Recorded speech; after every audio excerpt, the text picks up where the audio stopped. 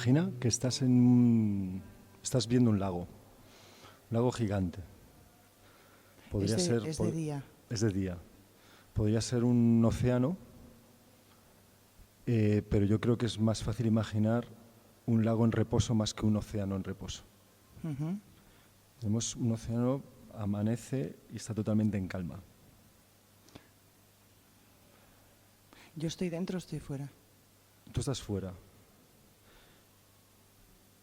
De repente observas cómo una piedra, o puede ser un pájaro, va sobre la superficie y toca el agua. Entonces genera una vibración.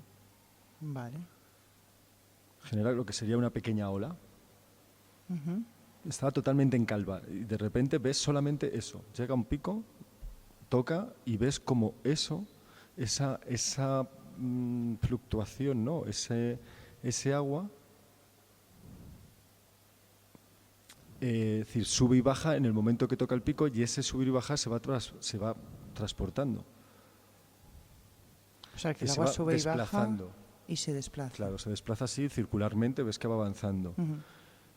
Y una de las cosas que tendemos a pensar es que es el agua el que se va moviendo, es esa ola la que se va moviendo.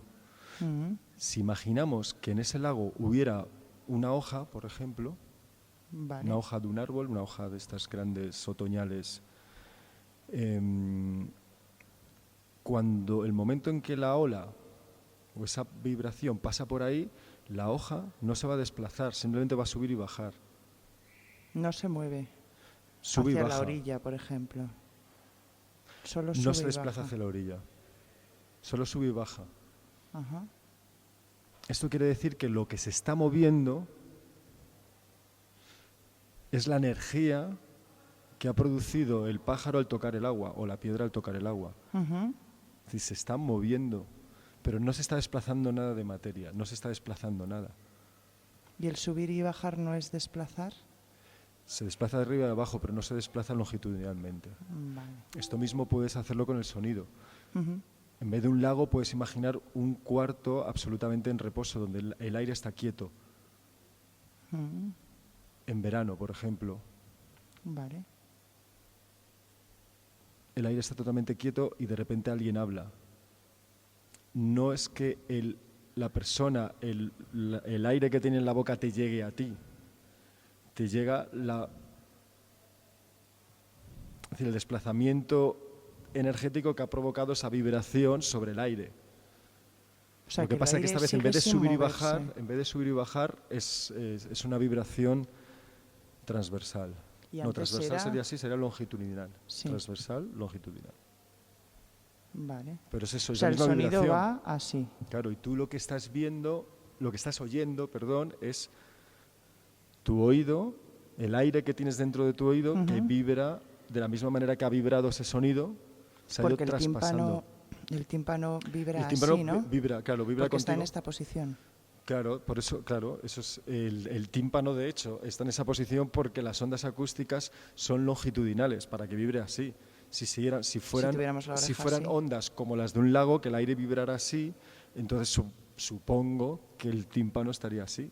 Ujú. Porque son estas cosas que damos siempre por supuestas, Ya. pero que tienen mucha sofisticación, ¿no? Damos muchas cosas por supuesto en la naturaleza, como, bueno, el tímpano está así, pues mira, qué guay, o tenemos dos ojos puestos en la posición, pero es todo un resultado de evolución, de porque las cosas son así, pues se han adaptado a que sean a la mejor solución posible.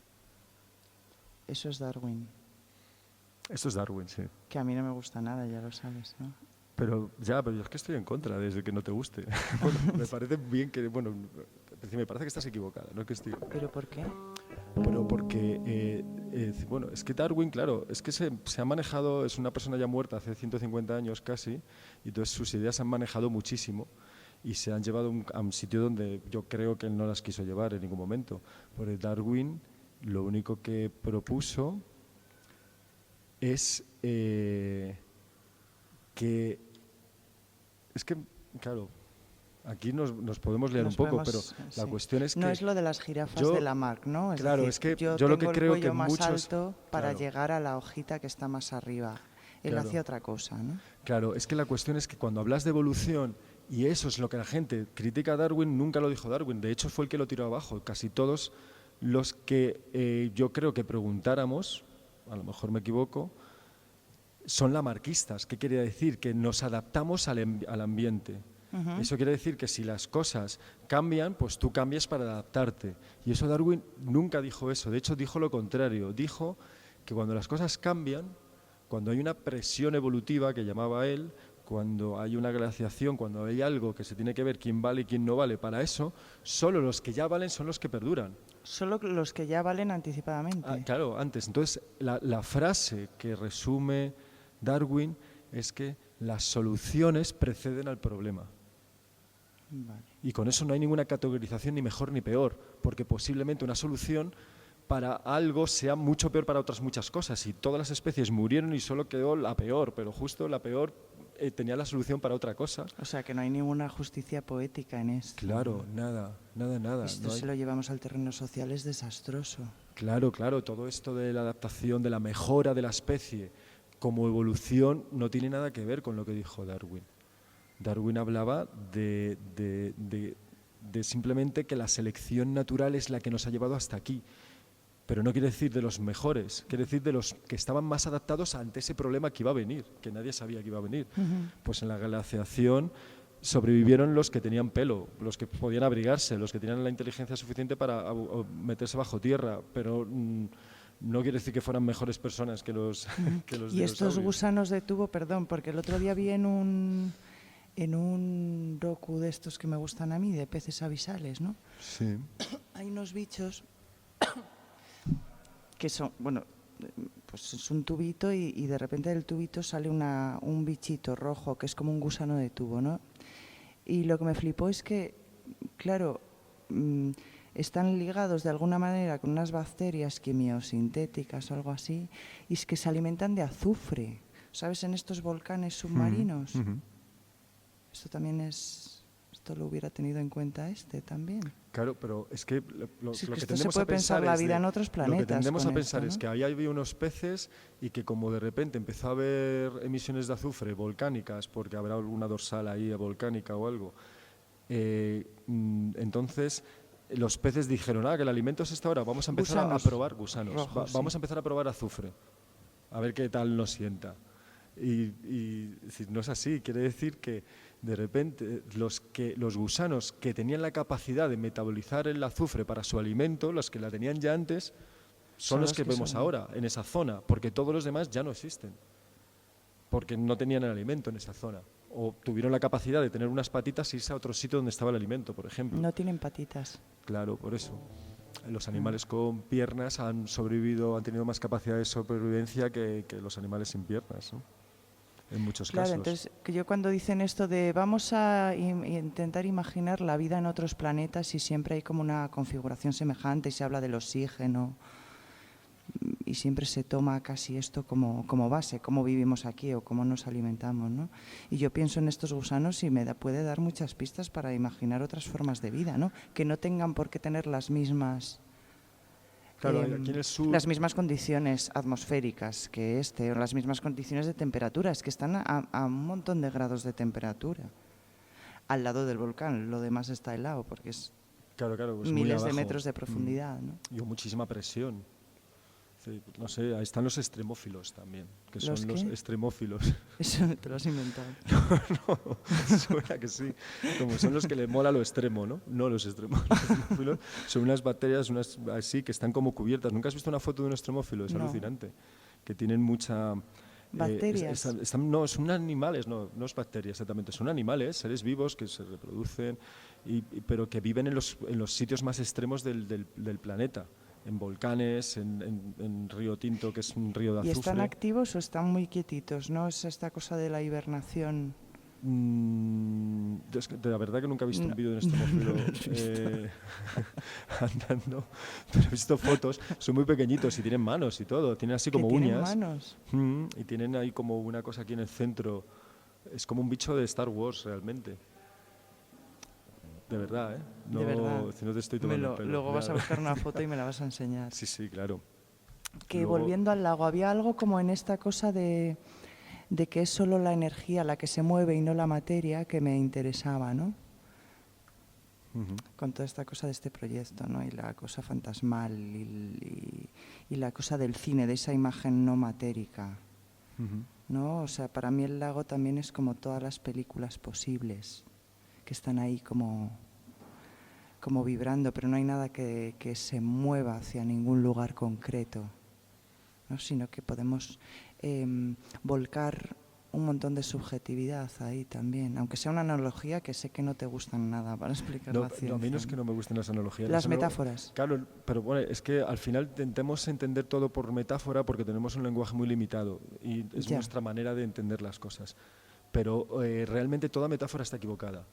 Yo no conozco ninguna metáfora que intenta comprender algo que quede fuera de nuestra comprensión de nuestro lenguaje y que acierte, siempre son aproximaciones. Entonces, no es que, al final es la manera como trabajamos todos, también todos en nuestra cabeza, cuando piensas en física, por ejemplo, ves el lenguaje que utilizamos nosotros, que es las matemáticas, intentas siempre abstraer ese significado a través de la metáfora, intentas contarlo a través de la metáfora, pero tú sabes que no es así. Es decir, que estás perdiendo cosas, no por un traslado de lenguajes, ¿no? De nuestro lenguaje lógico y cotidiano del lenguaje matemático. A mí hay una frase yo creo que hemos hablado alguna vez de Feynman, ¿no? Sí, yo me leí el libro de Está usted de broma, ¿no? Que era un cachón. Feynman, claro.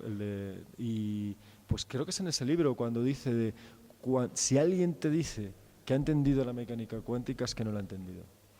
Claro, porque hay algo que va más allá de la comprensión del lenguaje cotidiano, ¿no? Que claro. A esto me estoy enfrentando cuando investigo con esto, es que ya no puedo usar la palabra ser.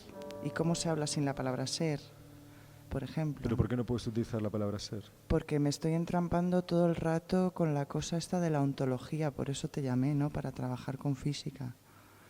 Claro. O sea, porque el Bohr, que tú me dices que no, pero lo que hace es cargarse la ontología. Niels Bohr. Sí.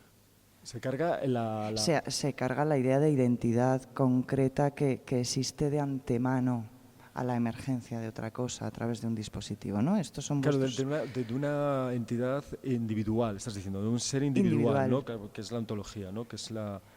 Claro, pero a lo mejor Bohr, por supuesto, fue el inicio de todo, ¿no? Un poco, y fue el que se enfrentó a Einstein para decirle que dejara de ser lógico y que dejara de utilizar el lenguaje que él utilizaba y que utilizara de una vez las matemáticas, que era lo que los decía.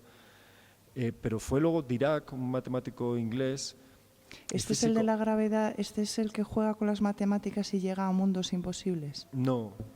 ¿No? Dirac, no, creo que no. Bueno, a lo mejor también lo hacía. Ah, no, ese era el Gödel este, ¿no? Ese es Gödel, ese es un austríaco.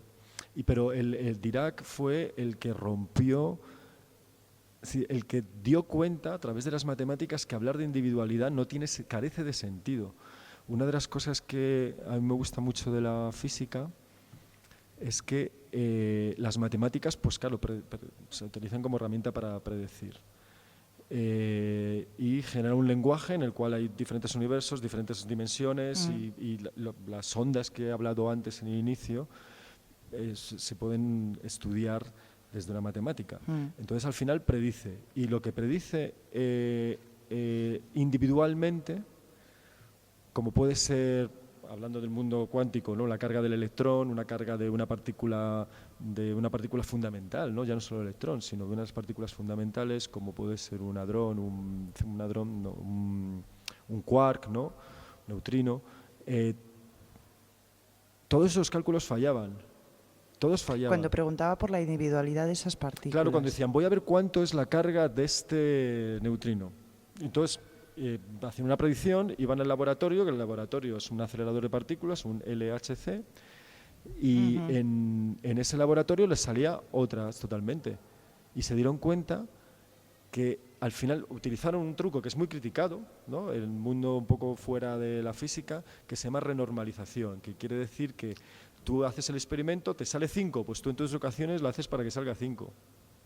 Porque tiene que salir 5. Estás creando una ficción para que aparezca el resultado de antemano, ¿eh? Claro, pones los valores, no la estructura de la ecuación, pero sí pones los valores. ¿Por qué? Porque matemáticamente es imposible contar toda la interacción de todo el universo con ese punto.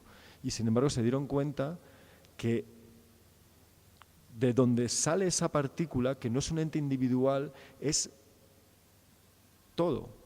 Entonces no puedes calcular todo Al mismo tiempo. al mismo tiempo. Entonces era más fácil hacer el experimento, ver lo que era y luego ponerlo. Y ahí se dieron cuenta, ya en los años 50, 60, que no tenía sentido hablar de individualidad, que no existe la individualidad. Esto mola mucho a otros niveles, ¿no? Aunque eso solo funcione... Pero decían que no tenía sentido la individual también en nosotros o algo así, ¿o no? Claro, No hablaban de eso, pero estaban eso ya estás hablando de haciendo un cuántica. salto de escala Claro, muy grande. sí, lo sé.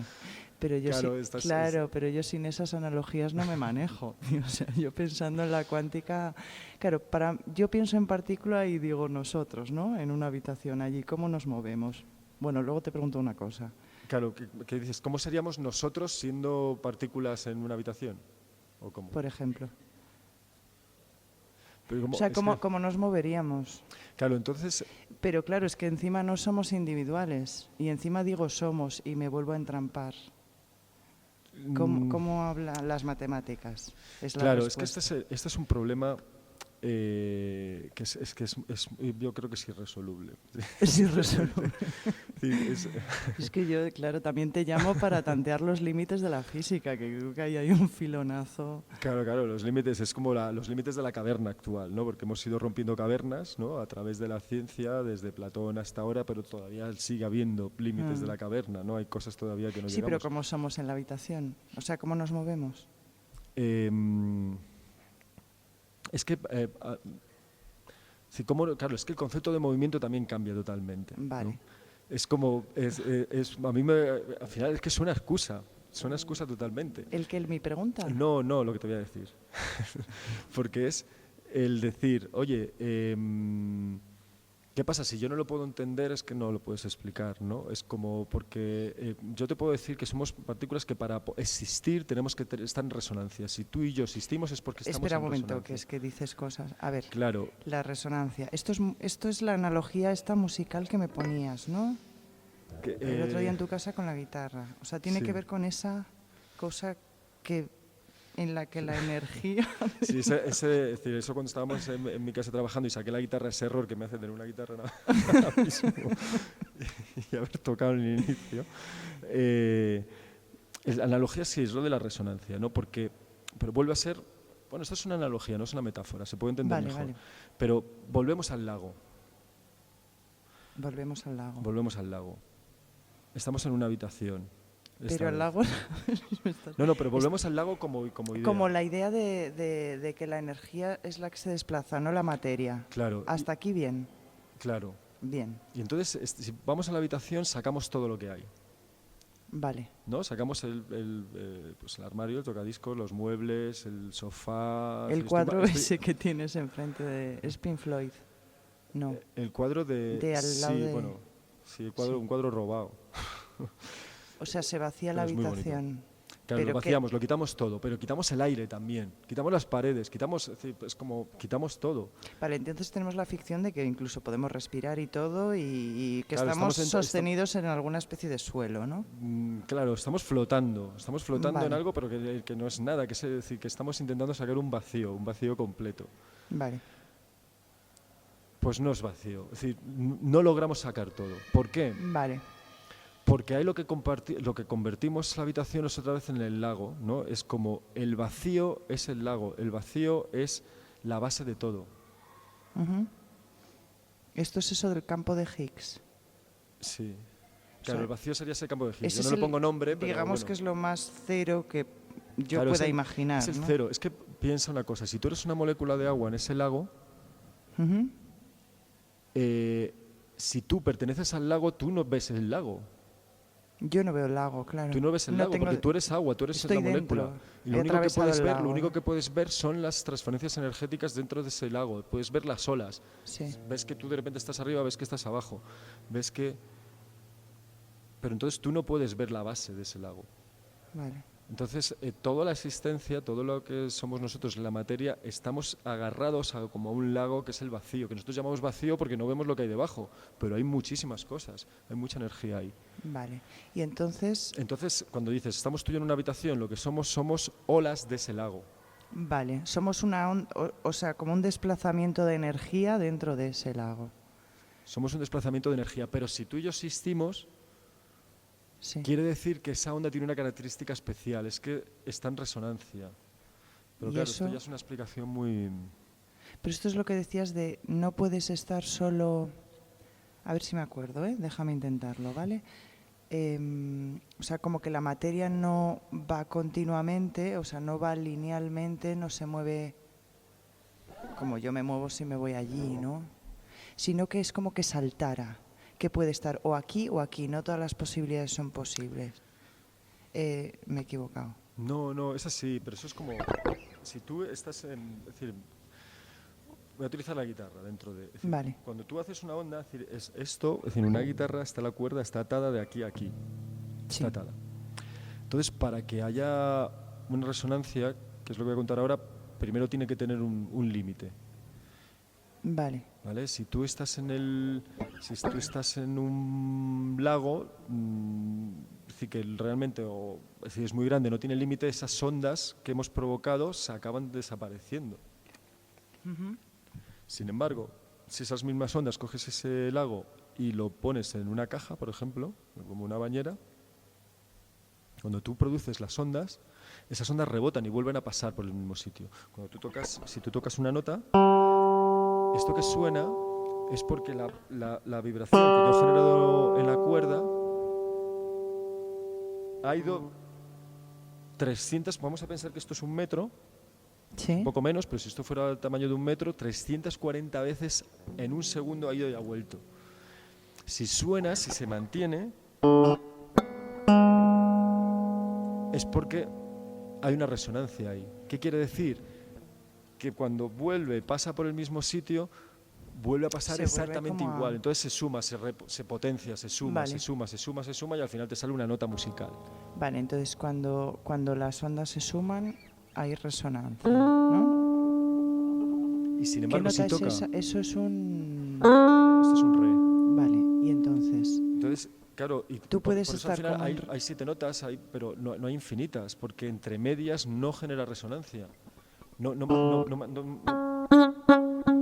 mantiene la... Si suena, pero no se queda...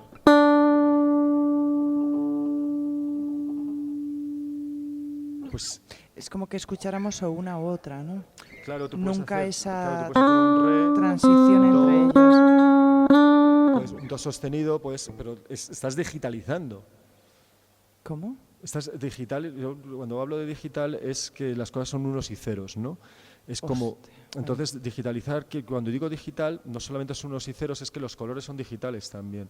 Cuando tú hablas de colores tienes el verde, el rojo, el amarillo y luego puedes mezclar, puedes decir, mira, esto es verde anaranjado, pero estás dándole otra capa pero digital, nunca vas a hacer específico el color porque los colores son infinitos realmente, más o menos. Al final por la claro, pero cuántica nuestra tampoco son infinitos. percepción Para nuestra también percepción sí. funcionaría como a salto, ¿no? Claro, entonces lo que hacemos, nuestro lenguaje lo que genera son saltos. Nuestro lenguaje lo que genera es individualidad. Yo cuando hablo yo estoy hablando por un micrófono, el micrófono es algo diferente a mí. Ya está, desde que nacemos estamos trabajando la individualidad a través de nuestro lenguaje.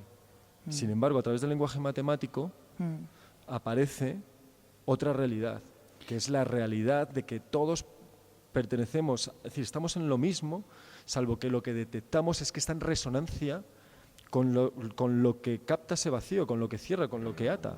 Sí. ¿No? Había una cosa que leí el otro día a ver, esto es de Haraway, que tiene que ver con esto, ¿no? Que es como que la realidad es un verbo activo. O sea, que también Claro, es ella que piensa que no hay una individualidad, quizá no se mete en matemáticas, ¿no? Pero sí que piensa que todo está en constante movimiento, ¿no? claro. O sea, que por eso supongo que emplee la palabra verbo. Y hay una ficción que es una ecuación que a mí me parece muy bonita, pero no la entiendo muy bien, que molaría que que la leyera. Es que tiene integrales y cosas así. ¿Es una ecuación de quién? De Haraway. De Haraway.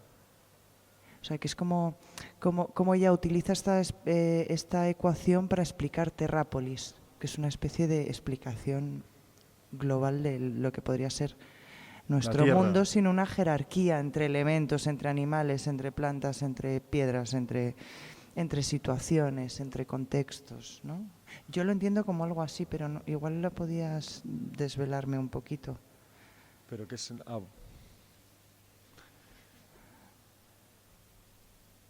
Es una ficción, ¿no? Ya, es una ficción, pero aquí volvemos Bueno, a hacer otro salto de escala. Estamos saltando de la matemática a nuestro lenguaje, que es como yo estoy explicando, intentando explicar las cosas.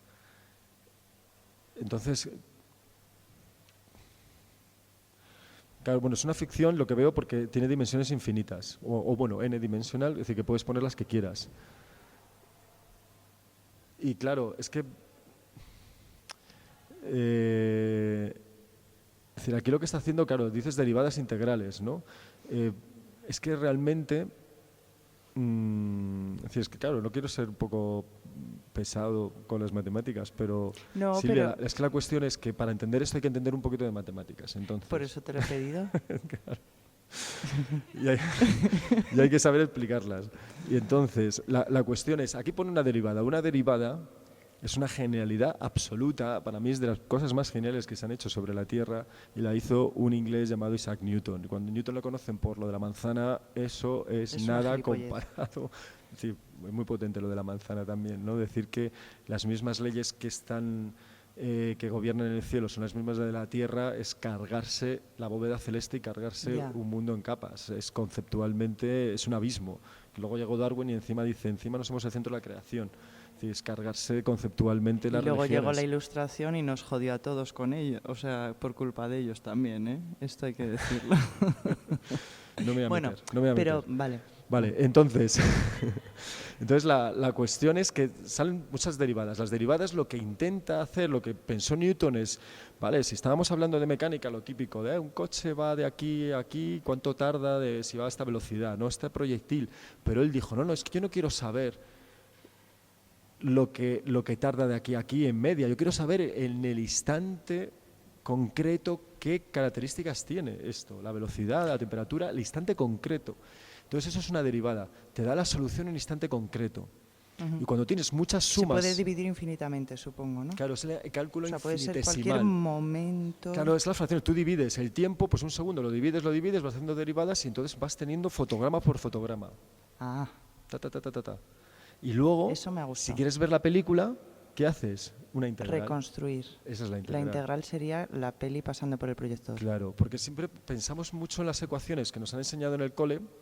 Hay como ecuación de segundo grado, ¿cuánto vale la X tal? Pero es que eso no lo utiliza nadie prácticamente en matemáticas. Todo el mundo utiliza las derivadas parciales, quiere decir que es una manera de entender la evolución de lo que tú estés estudiando. Porque al final una solución es un mapa. Cuando ves un mapa dices, bueno, en el cuarto, ¿no? Las vibraciones de ese cuarto que hablábamos. Pues una ecuación de derivadas parciales te va a decir la propagación de todas esas ondas en todos los puntos. Y te va a decir dónde hay puntos de resonancia, dónde hay puntos de antirresonancia, te va a decir en el espacio instantáneo. Y luego cuando quieres hacer la pregunta lo integras y te dice, vale, pues en este momento, en el tiempo tienes 10 grados y en el futuro tendrás 20. Entonces lo que está haciendo... ¿Se me olvidó su nombre? Haraway es tomar todas las variables que ella ve en una sociedad, porque estoy viendo que es la sociabilidad, las capacidades, la fisis, la materialidad, el materialismo, las multiespecies, la epigénesis, les da un valor y los está metiendo en la ecuación como derivadas, como ver la evolución de todas ellas, una evolución temporal, no evolución darwiniana, porque la evolución darwiniana no es una temporal, evolución. Es una selección, una evolución temporal, porque ahí pone la derivada de t, y lo que hace la integración de eso es Terrápolis. Es la suma de todo. Pero ya lo que quiere representar aquí es como que todo cuenta. Mola mucho porque hay unos puntos suspensivos, es decir, que tú mismo podrías incluir más variables que las que ella contempla, ¿no? Claro, porque pone n-dimensional, quiere decir n puede ser 1 millón, puede ser 10 millones, es que los números... Matemáticas no usa puntos suspensivos. No. O sea, que esto es la parte poética. No, hombre, pero sí que, claro, aquí en vez de puntos suspensivos tendrías un sumatorio. Que es lo del logo de la Comunidad de Madrid, lo de la suma de todos, tal. Ostras, eso ha sido horrible. Así. Ya, pero es así, es decir, esa es la M puesta, es una suma. Claro, entonces lo que mola es que... ¿Cómo era esto que decías, no? Que que el movimiento en una ecuación o en una suma está en el más, en el por. Esos son los verbos, ¿no? Que permiten que haya movimiento. ¿O me lo he inventado? Claro, no, Era algo así, ¿no? no, bueno, lo que es que una de las cosas por las que siempre tenemos este problema de entendimiento con esta realidad última que nos compone es que nuestro lenguaje está basado en el nombre, no en el verbo. Claro. Si cuando dices que la realidad es un verbo, es que la ciencia en sí mismo es un verbo. Yo siempre tengo una pelea infinita con las críticas a la ciencia de no, es que la ciencia ha cambiado de opinión, no, es que la ciencia puede ser que se equivoque. Digo, pero es que la ciencia no es el resultado, la ciencia es un verbo. La ciencia es el acto de mirar desde una posición, desde una perspectiva objetiva, la más objetiva posible. Y la más objetiva posible es matematizarlo. No funciona para todo, ni es la única verdad, Ya. por supuesto. Pero es un verbo, la realidad es un verbo, nosotros, nuestra existencia es un verbo, el yo es un verbo. Y eso hay una propuesta muy interesante de un físico, se llama David Bohm, que hizo un libro, se llama La totalidad y el orden implicado, que habla pues un poco de física, habla de filosofía un poco, ¿no? De lo que él entiende a través de la física, y hay 2-3 capítulos muy chulos que propone un nuevo lenguaje. Esto es lo del reomodo, ¿no? Claro, el reomodo.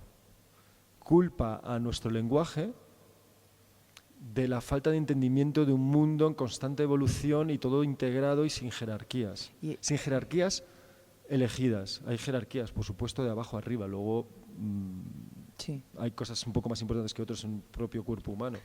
Pero es una jerarquía natural, es una jerarquía que emerge de abajo a arriba. Claro. Entonces, lo que molaba de esto es como que luego se inventa unos verbos un poco extraños que yo no sabría cómo usar, pero sí que hay, no sé si hay un ejemplo ahí que me leí solo ese capítulo. ¿Cuál? El de elevar, el de verdad. No, a mí me gustaba el de verdad. Claro, nosotros diríamos, Pedro está mirando el coche, ¿no? Y es Pedro como el agente. Es Pedro, un yo, Pedro, un señor individual que mira un yo y el objeto. coche Bidan, yo y el coche Bidan es como que se observan. Es que realmente esto no es un modo formal lingüístico claro, para hablar con lo ello. que habla es como de mutua interacción en una observación mutua entre coche y ¿qué he dicho? Pedro. Pedro creo coche, que era. O sea que hay como una especie de interacción constante. Pero claro, hacer esto en lenguaje serían unas frases larguísimas. Es súper poco operativo, aunque sea más fiel a la realidad. Claro, es que el reomodo yo lo entiendo no como una propuesta de lenguaje, quizás en un futuro va evolucionando un poco a esto, yo lo dudo, pero su propuesta no es proponer un nuevo lenguaje, es a través de esta investigación en el lenguaje darnos cuenta de las carencias que tenemos en el nuestro, y esas carencias de comprensión. ¿No? Cuando hablo de que el mundo es digital o tendemos a la individualidad, es que cuando eres pequeño cualquier cosa que haces es como si te chupas el dedo, te lo chupas o no te lo chupas, pero no hay nada intermedio. ¿No? Y sin embargo, cuando entras en el mundo, pero que no es un mundo tampoco tan oculto, a mí me gusta el ejemplo del agua, por ejemplo. Lo de la cristalización, claro, eso es guay. Claro, es que nosotros entendemos, porque hemos nacido con ello, que el agua es líquida y que si la ponemos en un congelador y baja de 0 grados, pasa a hielo. Y lo vemos como algo cotidiano, como, bueno, pues claro, que se ha puesto duro tal y me hago mi bebida con esto, lo que quiera hacer. Realmente, aparte que es un proceso hiper sofisticado, es que si yo quisiera pensar de una manera lógica, pues a medida que va bajando la temperatura, yo creo que las propiedades del agua deberían ir cambiando, deberían ser como más viscosas cada vez, ¿no? Sin embargo, no hay nada intermedio. Esto es como lo lógico de pensar, ¿no? Claro, es que... como que algo cambia, pero cambia gradual. Es un poco claro, como si fueran esas partículas en la cuántica, ¿no? Que o está aquí o está aquí. Claro, pero no y eso es un efecto colectivo también de la cuántica que vivimos en nuestra nevera, que es o hielo o agua. De hecho, si te pasas deprisa y tocas el hielo antes de que se ha congelado, está conviviendo el hielo con agua. Sí. Está agua pura, con las mismas propiedades, sí, pero con no hielo. Hay una cosa intermedia, pero no hay nada intermedio. ¿Por qué? Porque la realidad es una cuantización, ¿no? Es como tienes o agua o hielo, uno u otro. Sin embargo, como lo vemos en nuestra cotidianidad, pues nos hemos acostumbrado a ello y nadie lo ve fantástico, cuando realmente es un efecto muy, muy complejo, que no haya nada intermedio. Un hierro lo empiezas a calentar y poco a poco se va, Sí, sí, va cuando cambiando pasa como líquido, de pues poco a color. poco se va haciendo flexible y tal, y al final ves las gotas, no sé, como un montón de cosas. Sin embargo, el agua no. Pasa y nos parece genial. Es decir, pues mira, ¿tienes más hielo? Pero Ya está. realmente si tienes el efecto cuántico colectivo que acabamos de ver en nuestra nevera, que demuestra cómo realmente la cuántica es efectiva. Pero entonces no te ponen la copa. Si lo No, pides así. claro. No, yo ya lo he probado. Lo has hecho esto. No.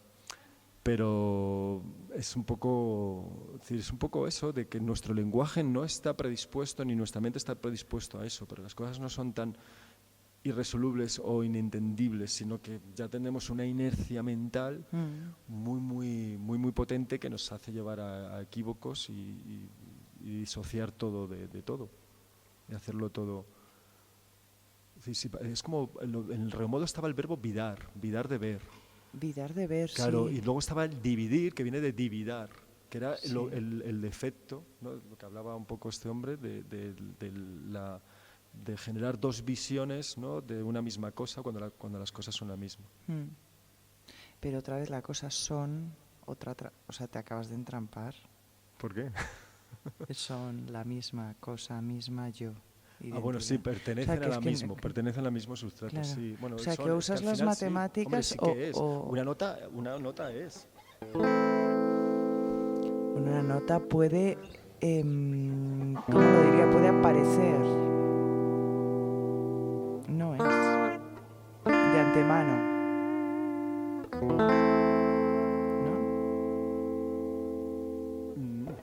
Yo creo que es. Es que es como... Es ahora. Claro, es ahora y tiene su tiempo. Pero no es antes. No sé, yo es que lo que...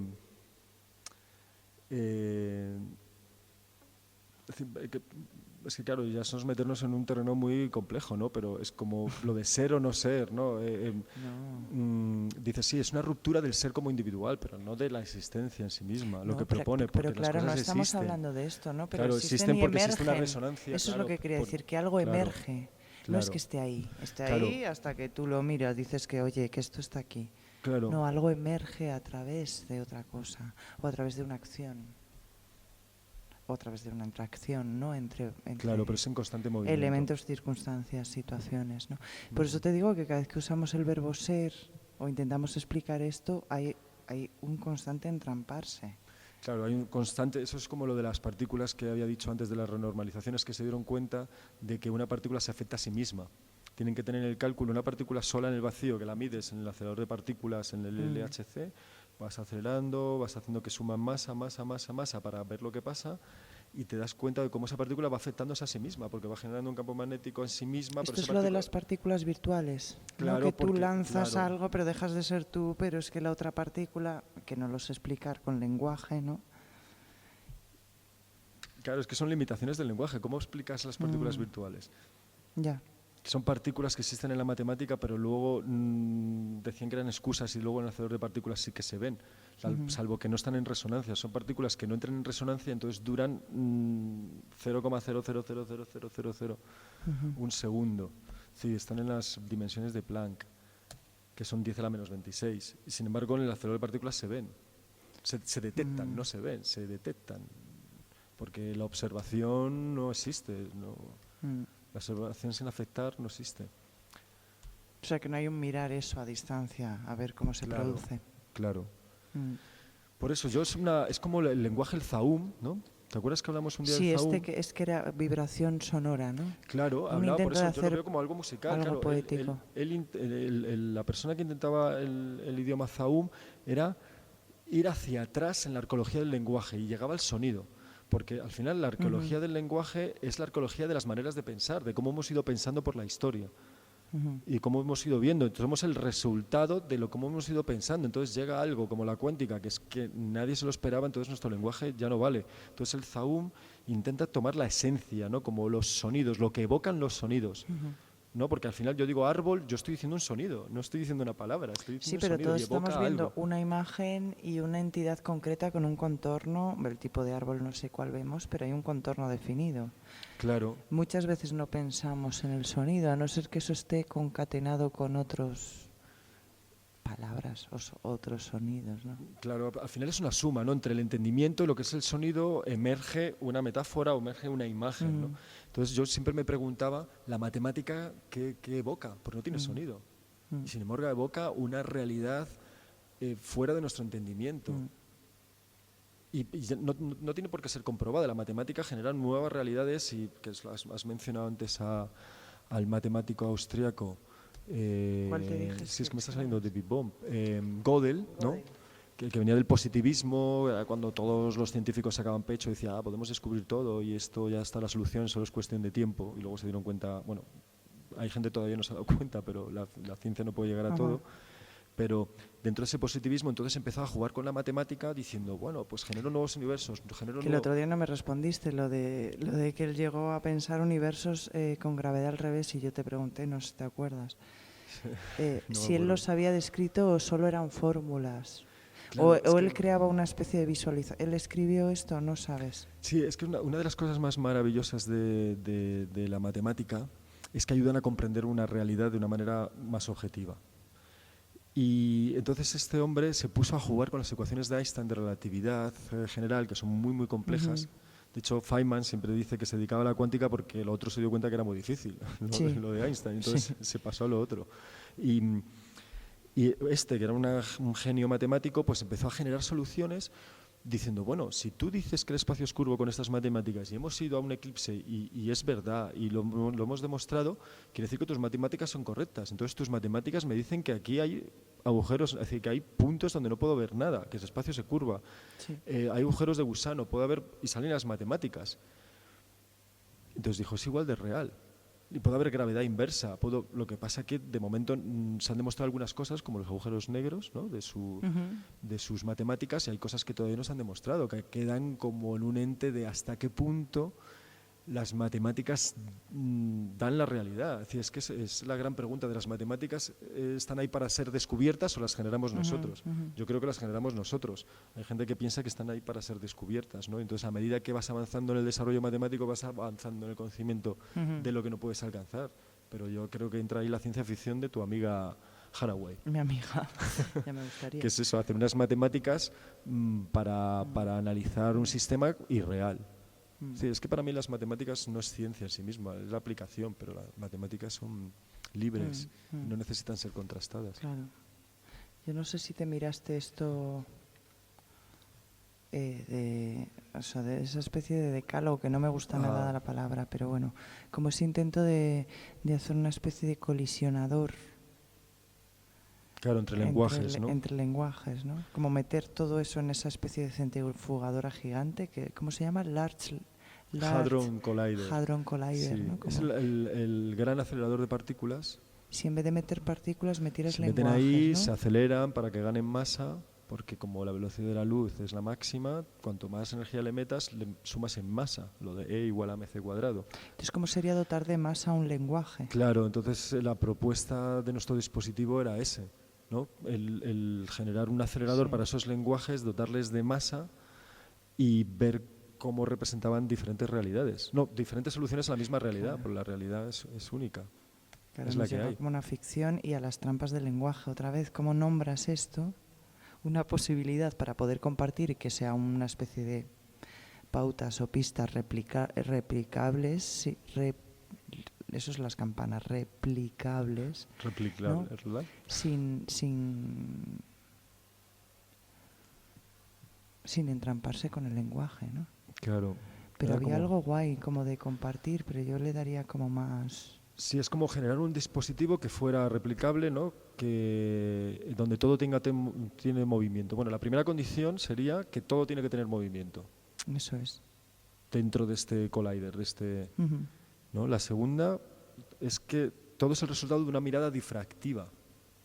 que esto todavía no sabemos lo que es. O sea, me parece muy ciencia ficción ahora No, mismo. claro, una mirada difractiva quiere decir que no es una Que no mirada es una mirada a reflexiva. distancia, Claro, sino es que a es una través mirada que de. intenta atravesar y que no es una mirada que tiene por qué ser con los ojos. Claro, ¿no? porque toda mirada es difractiva realmente. Cuando yo te estoy viendo a ti, son tus átomos los que han interactuado con la luz y me la envían.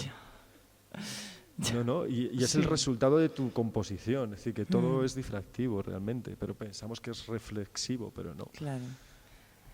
Me gustaba mucho lo de que las limitaciones del lenguaje no limitan el conocimiento, pero claro, nombrar esto con las limitaciones del lenguaje es una doble trampa, ¿no? Es una doble trampa. Hombre, O sea, es un que esto habría que dispositivo volverlo tramposo a... algunas cosas. Y tú aquí me pones una nota que es evitar la metáfora, que yo aquí me resisto un montón, ¿no? No, pero evitar Bueno, la metáfora como herramienta de construcción de significado. O sea, como estar todo el rato agarrándose a cosas concretas. Claro, pero esto es un dispositivo, un juego como puede ser el reomodo, ¿no? Que es un juego para darnos cuenta de las diferentes realidades que nos perdemos por utilizar un único lenguaje. Lo que más me gusta es que intentar generar cosas a través de cosas improbables e impredecibles. ¿Y cuál ¿No? es esa? La última. Yo no tengo, tengo la última ¿Tienes versión otra de copia? nuestro decálogo. Funciona a través de cosas improbables y genera resultados impredecibles. Claro, es decir, como que ya la física no... No, la física es impredecible. La mecánica cuántica no tiene una predicción de hacia dónde va.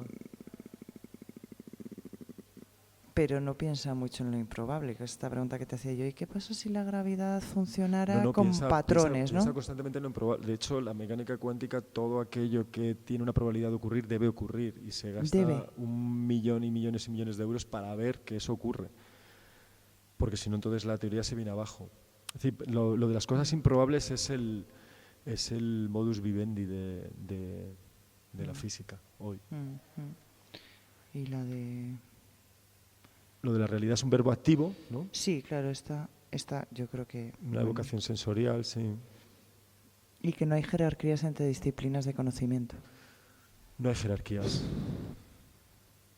Claro, es que Claro. ¿qué conocimiento genera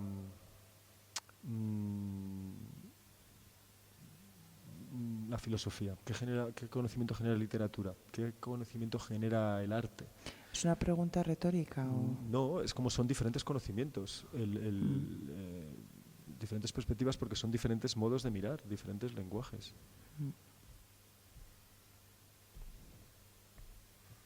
Si hay jerarquía o no, pues depende del modo que tú quieras mirar las cosas. Pero no hay una jerarquía en sí misma. A mi modo de ver, en nuestro dispositivo replicable. Que habría que darle una vuelta a esto sin que sea como un replicable en el que tú ordenas al otro que haga esto. Claro, es replicable y podríamos poner como una condición es modificable. De alguna manera. Claro, puede ser eso, como quien quiera utilizar este dispositivo, pues quedaría un poco de esa manera.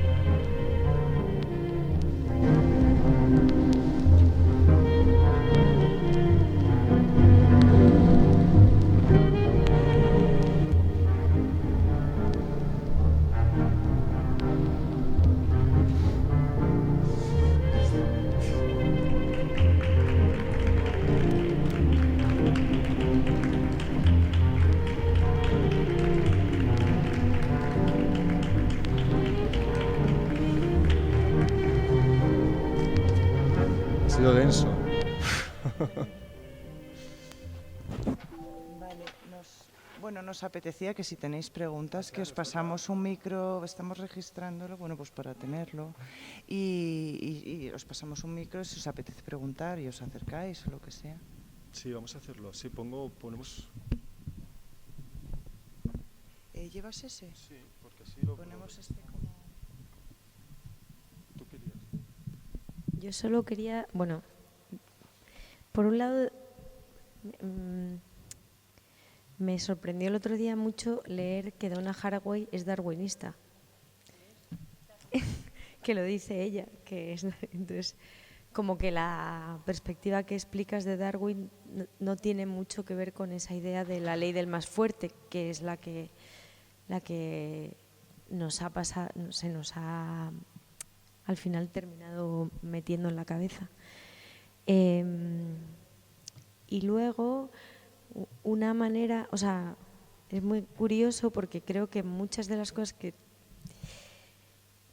quieres trabajar, o esta misma última frase de lo improbable y lo no predecible, y tu resistencia a la metáfora, como que la metáfora en realidad muchas veces lo que propone es darle sentido, o sea, encajonar aquello que no podemos darle sentido, o sea, meter en el lenguaje cosas que no podemos meter en el lenguaje.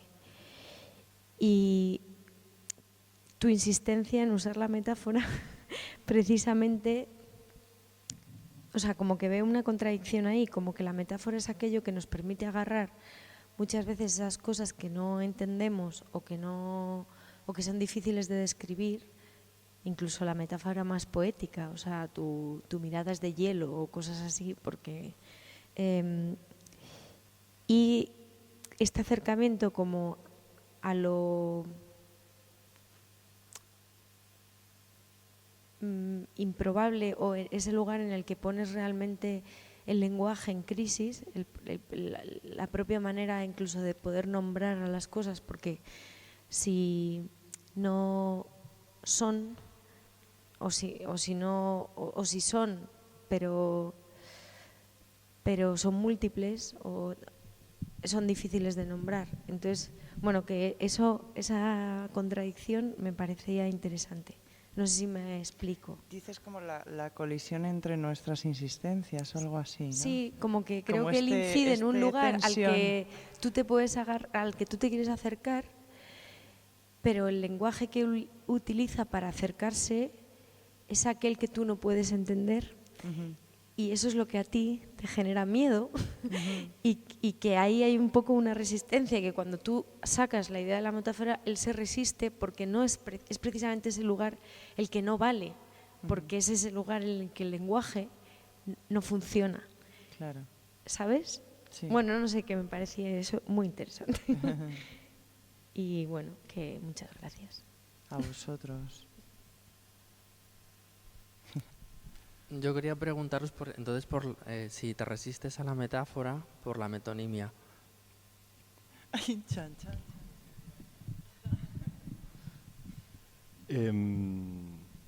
Yo no es que tenga una resistencia a la metáfora. Yo lo que intento hacer el juego, porque al final es lo que nos queda.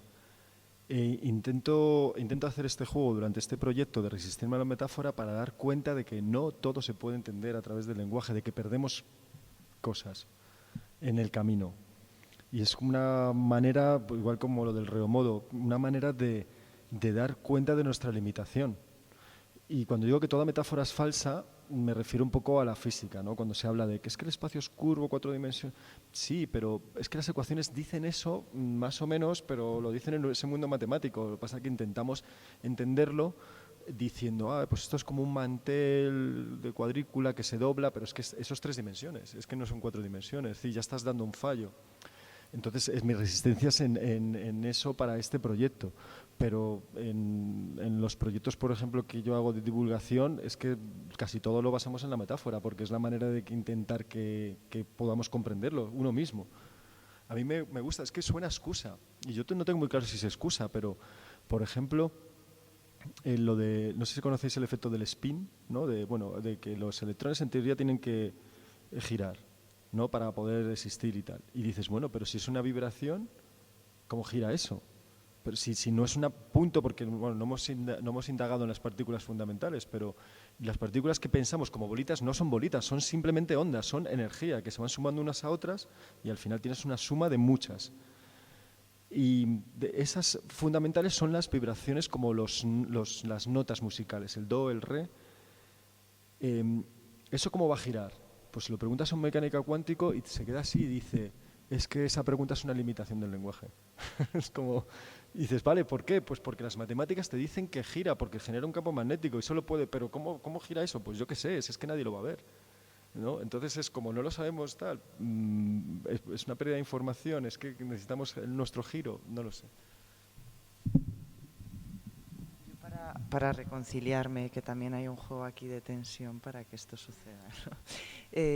Sí que Óscar ha sido una de las pocas personas que, bueno, que controla mucho de ciencia y que él mismo le da mucho poder a la poesía. Como dices siempre, ¿no? Que es una frase que es muy bonita. O sea, que las matemáticas y la poesía tienen la capacidad de evocar lo máximo con lo mínimo posible. Esto es. O sea, que no es que se haga resistente a la metáfora como gratuitamente porque la ciencia esté por encima, ¿no? Te estoy defendiendo en público. No, pero es verdad. Es porque hay gente. Sino esta cosa de evocarlo, como es lo máximo con lo mínimo posible, ¿no? Ya está.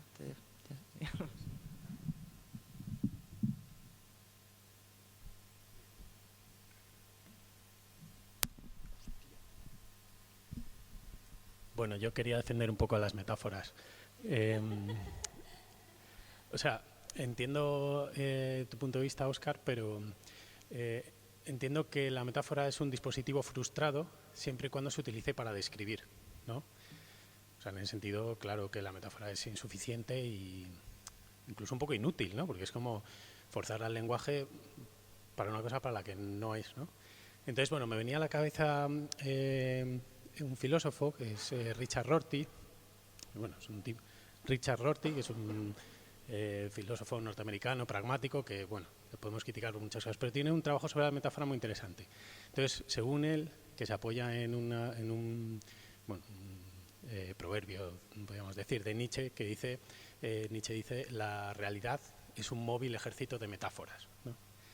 Entonces, en lugar de pensar la metáfora como un dispositivo para describir, se posiciona con Nietzsche, del lado de Nietzsche, digamos, él es pragmático, que conste, o sea, que tiene una orientación analítica, en la capacidad creativa que tiene la metáfora. Incluso creativo podría ser un concepto peligroso aquí porque parece que remite a un creador que es el que diseña la metáfora, pero no es eso, sino cómo el lenguaje, a través de la metáfora, deviene determinadas situaciones en términos ontológicos, ¿no? Entonces, cuando introduce este argumento, incluso creo, leí hace mucho este texto, pero creo que cita a Newton, entre otros, y lo que dice es que Newton inventa un nuevo tipo de lenguaje con el que redescribe, no utiliza la palabra describe, sino redescribe, porque siempre parte de una... O sea, no hay una descripción pura, sino que siempre te basas en un conocimiento que es heredado, en una especie de arqueología, ¿no?, que te atraviesa y que de alguna manera lo moviliza, Entonces dice, redescribe la realidad de una manera transformando, utilizando nuevas formas de lenguaje, y ahí es donde es una metáfora en un concepto, digamos, o sea, una dimensión conceptual, no solamente literal. Pero dice, claro, retuerce el lenguaje de manera que entonces obtiene nuevas aproximaciones a la realidad y, según ya una visión más pragmática, construye o reconstruye, mejor dicho, la realidad de otras formas, ¿no? La reensambla en términos de lenguaje, como lo quieras ver. Entonces, si te colocas ahí, en lugar de plantearla como un dispositivo de descripción, sino como un dispositivo de cómo se amplifica o multiplica la realidad, desde ese punto de vista, la metáfora tiene una cierta... Iba a decir productividad, pero claro, aquí cada palabra hay que tener cuidado, porque me parece que le estás pidiendo un rendimiento a la metáfora. Pero ¿sabes lo que te digo? Que tiene una cierta dimensión performativa, a lo mejor es más pertinente, ¿no? ¿Tampoco? Toma, sí. Por eso le he preguntado por la metonimia. Yo creo que hay una discusión en la semiótica ahora muy fuerte entre la metáfora y la metonimia que tiene que ver con lo que estás diciendo, pero ellos tampoco se ponen de acuerdo. O sea, que yo tampoco soy un semiótico ni un experto en el asunto, pero que no se ponen de acuerdo en distinguir si realmente eso lo hace la metáfora o lo hace la metonimia.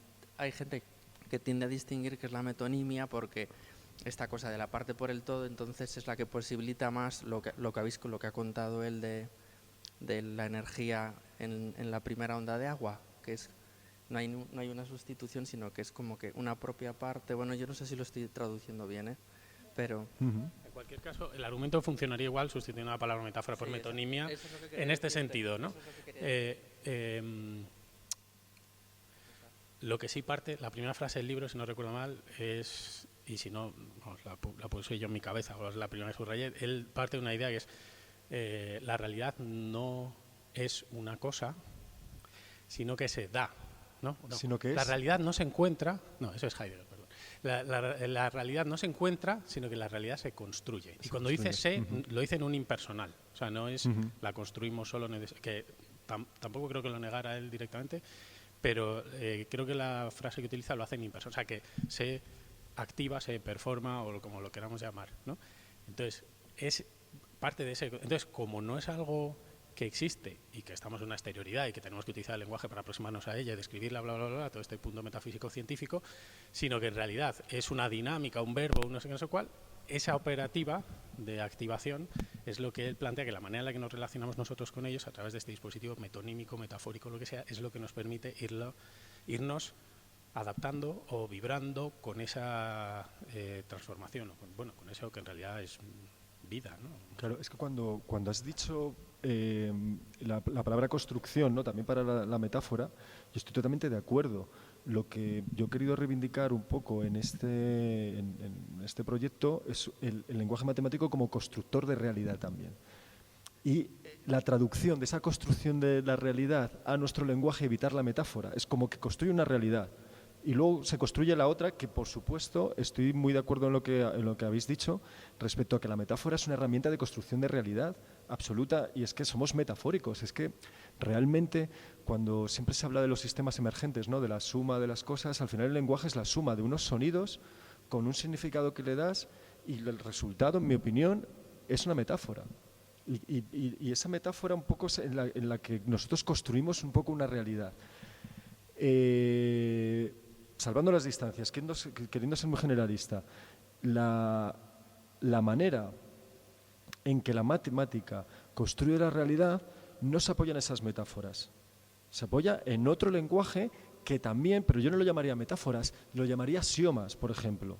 Y los axiomas son los que generan la realidad, ¿no? Diciendo, porque realmente la matemática, el por qué se construyó, es porque los griegos vivían muy incómodos viendo que no había verdades inmutables, que había verdades absolutas. Entonces aparecieron los pitagóricos, porque hasta ese momento no existía la matemática, pues había cálculos matemáticos, pero no una matemática como construcción de axiomas. Entonces se dieron cuenta que con la trigonometría y con la geometría podían llegar a verdades absolutas. Luego se rompió todo, porque con Riemann, las 4 dimensiones, ya un triángulo no es un triángulo, y luego se ha vuelto a romper todo, y aparece Gödel, que es el que enuncia de que cualquier sistema formal matemático es incompleto en sí mismo, nada puedes demostrar lo verdadero, algo como falso, algo verdadero dentro del propio sistema. Pero en ese momento ellos lo utilizaron como un juguete de generar verdades. El triángulo equilátero, yo qué sé, suman 180 grados los 3 ángulos. ¡Bum! Y veían que todos los triángulos eran lo mismo. Entonces les apasionaba, y entonces aparecieron los pitagóricos y estaban con ese juguete. Ese juguete quedó 2000 años en desuso hasta que apareció Galileo, más que Newton, y con ese sistema un poco básico de geometría, viendo planetas, se dio cuenta cómo las matemáticas le construían una realidad, que era que la Tierra no era el centro, y lo podía hacer una base matemática. Y luego apareció Newton y construyó, como quería más realidad de ese tipo, tuvo que desarrollar más matemáticas, y se fue desarrollando más y más matemáticas para ir construyendo nuevas realidades. Y esas nuevas realidades pueden ser ahora supercuerdas de 11 dimensiones, que es algo que no sé si alguna vez alguien podrá demostrar o no demostrar, pero que ha generado a través de esos axiomas y esa formulación de otro lenguaje, otra realidad. Y lo que yo digo es que intentar entender esa realidad por nuestra lógica, nos apoyamos de la metáfora, y yo en este proyecto intentaba ser lo menos metafórico posible, es decir, las cosas es que son así, y la partícula está en 2 sitios a la vez, sí, pero no, bueno, tú imagínate que están 2 partículas entre... No, están así. Era un poco un poco el juego, diciendo, es que las matemáticas nos dicen eso, y encima vamos al experimento y vemos que hay un entrelazamiento.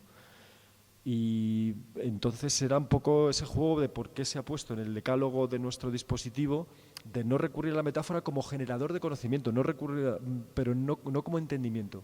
Por supuesto, la metáfora, lo que he utilizado yo muchas veces con Silvia para intentar que comprendiera este universo cuántico, 4-dimensional, curvo y todas estas cosas. Pero intentaba que luego no generara conocimiento de ello a través de la metáfora, que era, bueno, entonces, si las partículas están entrelazadas, entonces yo estoy entrelazado también con las personas. ¿Me explico? Claro, no, pero es que ese salto, es que ese salto metafórico...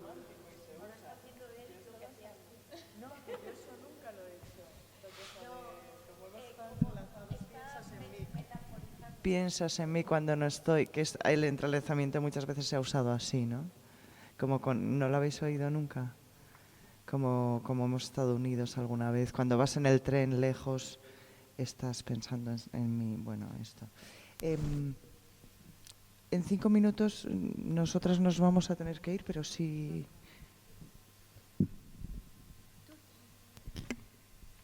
Hay que utilizar el micro, ¿no? Para... Sí. Que no sé si he escuchado bien, pero bueno, sí. Pero dices un momento que no hay intermedio. Intermedio.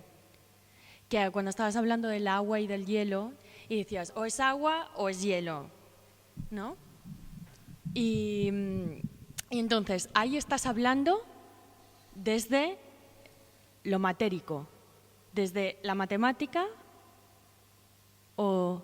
No, bueno, la matemática luego ha intentado comprender ese efecto. Lo que digo que en la naturaleza, cuando hablamos de cuántica, y parece que es porque la mecánica cuántica lo que dice es que las cosas están cuantizadas, es decir, que no todo puede ser igual, es decir, que no todo es posible.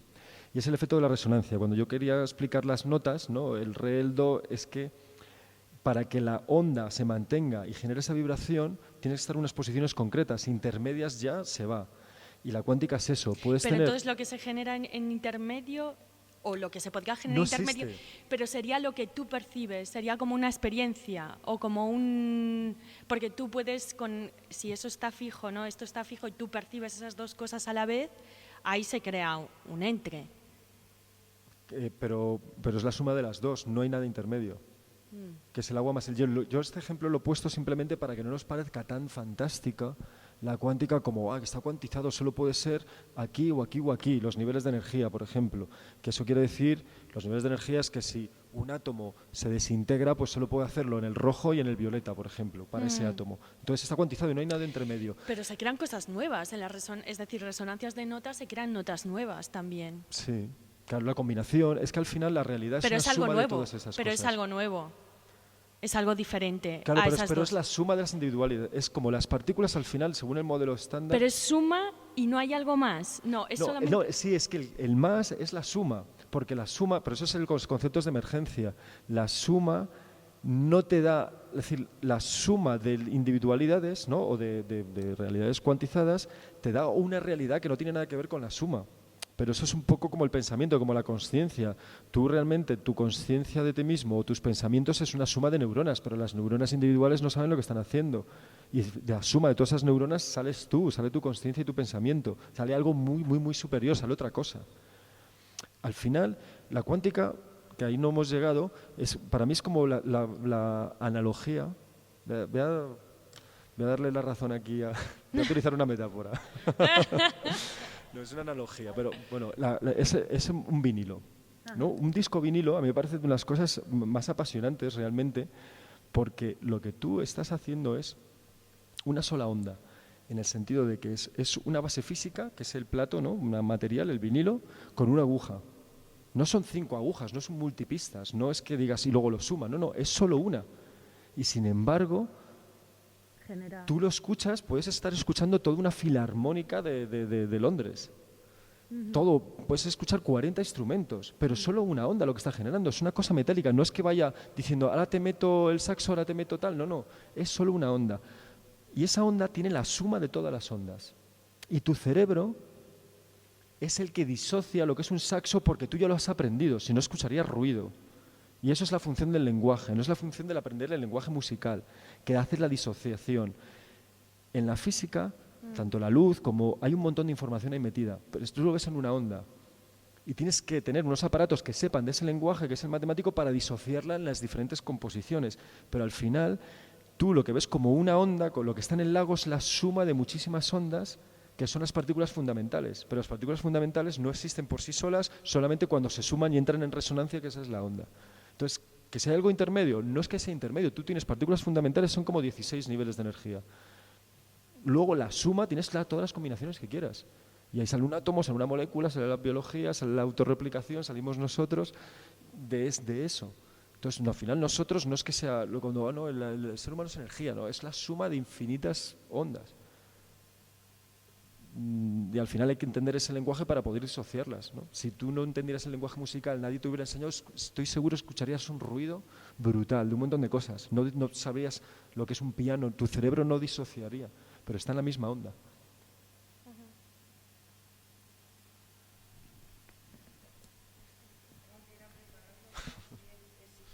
No, yo...